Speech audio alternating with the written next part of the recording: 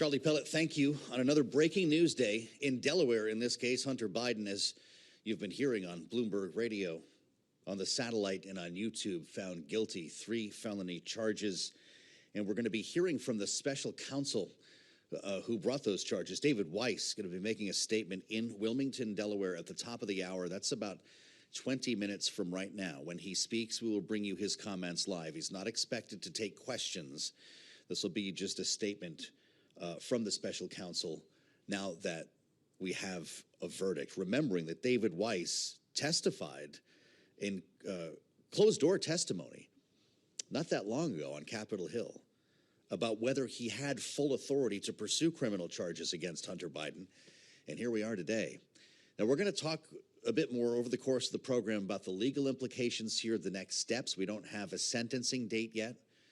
A lot of folks are speculating on a sentence and speculating to that end on the next trial for Hunter Biden, which will likely come in the fall, assuming things don't get delayed. That's the tax evasion case that he is facing. Are there political implications? Depends who you ask and what poll you might look at. For me, I go to the signature panel at times like these. That's Rick Davis and Jeannie Shanzano, Bloomberg Politics contributors who we know and trust and have been with us since the beginning of the Hunter Biden controversy. Great to have you both here, Jeannie. You've been talking for a bit about this. As a Democrat, I don't know if we should even do it that way, because the political implications seem pretty vague to me in what is a very personal situation for Joe Biden.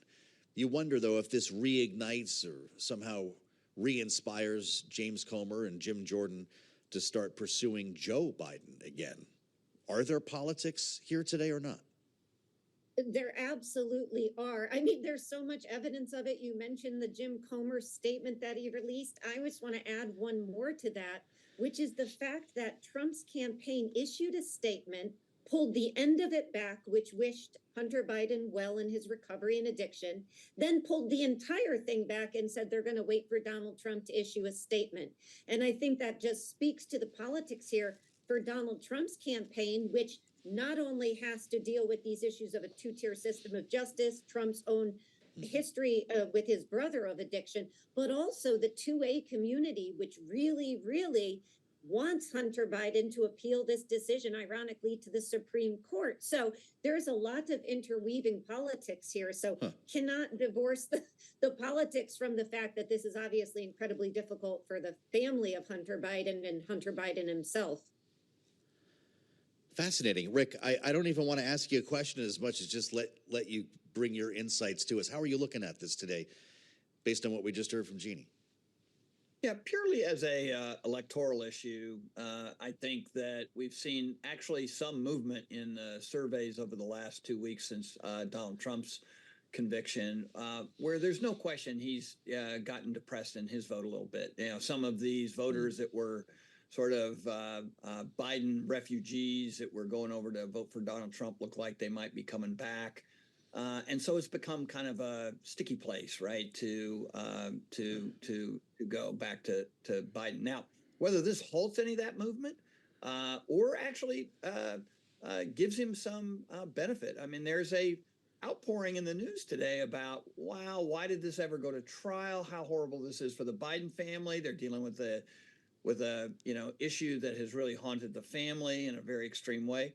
I mean, the news cycle compared to the Trump convictions is diametrically opposite. You kind of feel sorry for President Biden, and you were wondering, what was Donald Trump thinking when he did all this stuff? So I actually think, I'm not willing to say it's going to benefit Biden. It's a distraction. The campaign wishes it never happened. They should have cut a deal when they had the chance.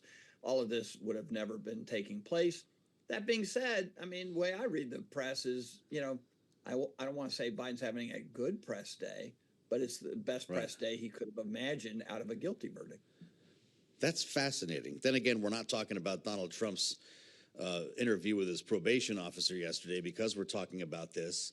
So is this liberal news media a genie or a fair shake? It's hard to tell.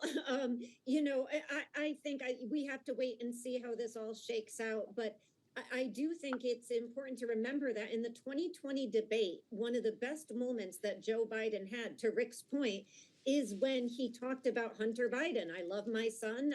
We support him. That was one of the things in addition to this, what was it, stand up, stand down, whatever that was with Donald Trump, that people remembered from the debate and empathized with him. So that is, something that, if you can say there's anything positive out of this for Joe Biden, it is that.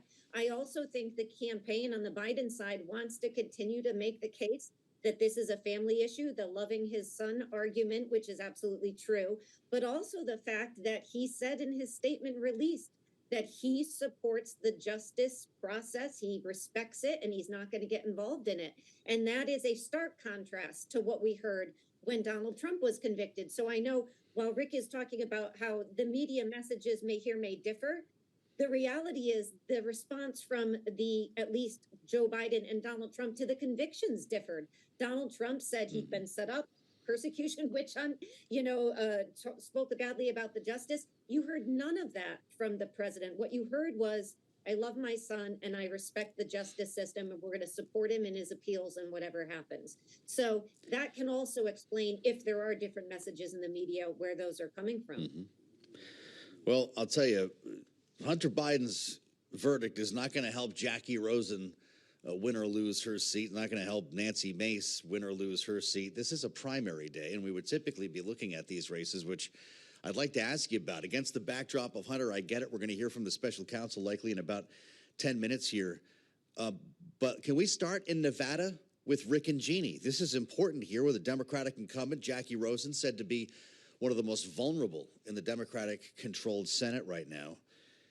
And we've got Sam Brown and Jeff Gunter in a Republican primary to find out who's going to run against Jackie Rosen. This is the race that Donald Trump took a stand in after his big rally in Nevada on Sunday, in which he basically didn't mention either of them. He put it out on Truth Social on Sunday night, siding with the establishment, going with the Army veteran Sam Brown, a favorite of the NRSC, instead of Jeff Gunter, the former Trump ambassador to Iceland, described as a MAGA-minded businessman.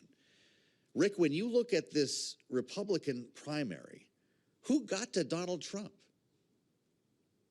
Well, I think that one of the things Donald Trump has done this cycle, which is different than 18 and 20 and 22, is he has actually sided with a lot of mainstream incumbents. And I think the days of being the disruptor within a Republican caucus in the House and Senate are over. The idea that the NRSC and Donald Trump would endorse the same person, would have been impossible only a few years ago. So Sam Brown looks to make his way through this. And by the way, if you're Gunter, what Trump administration official hasn't Trump screwed in the last 5 years? So, come on. Wow. You should have expected. I pledged to support the president, and then he throws you under the bus.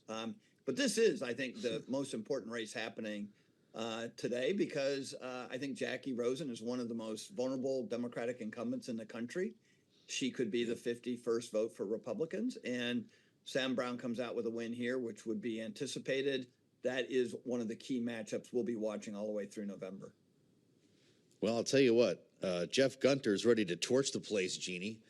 He took to Twitter yesterday, writing, here's the gist of what happened.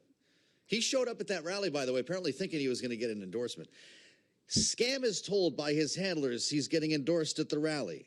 Some awesome and fearless MAGA warriors make it clear this would be a terrible idea. Don't do it. DJT does not endorse at rally.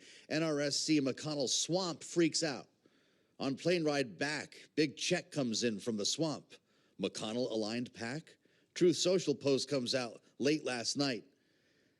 Sadly, suspicions many of us had about endorsements are being confirmed. I guess his political career is over, Jeannie? It's so interesting. These people never seem to learn.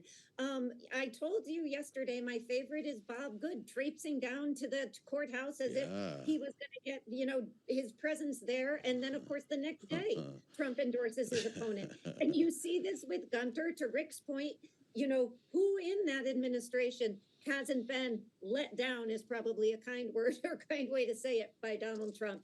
But, you know, I do think that Trump's decision this time around to look the other way from some of these more MAGA right-wing people he could be endorsing and go in the other direction is really interesting because we've also seen people come out and publicly take him on that. And so I think you do start to see this little rift. It's small at this point, but you wonder if there's going to be mounting pressure on Donald Trump because of some of his more moderate or mainstream endorsements.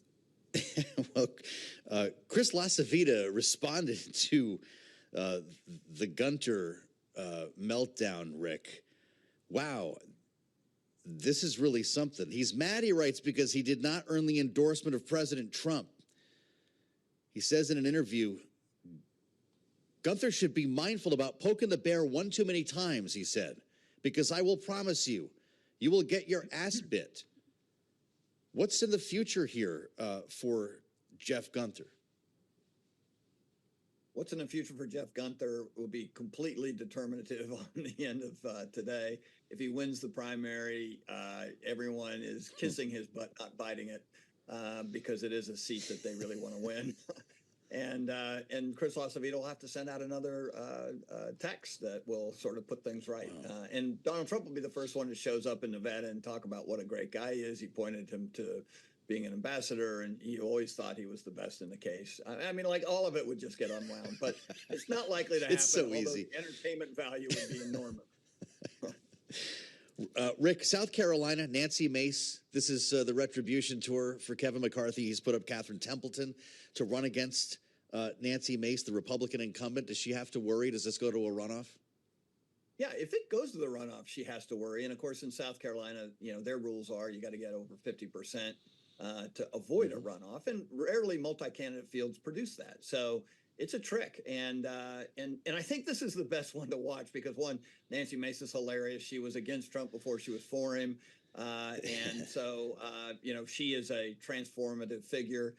And this is the revenge tour, one of 8 who voted against Kevin McCarthy for Speaker, who threw him out, and he has vowed revenge. I mean, he's put money in from his majority, House Majority PAC, and is recruited Catherine Templeton and is campaigning there for her, as is Newt Gingrich and others. So it's not without its fireworks in South Carolina. Yeah, Templeton endorsed by Newt Gingrich, as well as South Carolina Representative Joe Wilson. You lied. So this is going to be something to watch here. Rick Davis, Jeannie Shanzano are back in our second hour, where we welcome our global television audience to the conversation. Kaylee will be here as well as we reset the clock on what's happening here. 3 up and 3 down for Hunter Biden, guilty on 3 felony charges, as we stand by to hear now from the special counsel in this case. He's going to be speaking, as we mentioned, just about 5 minutes away at the top of our second hour here. He'll be holding forth from Wilmington, Delaware. I'm Joe Matthew in Washington. Stay with us on the fastest show in politics. We've got much more ahead on Bloomberg.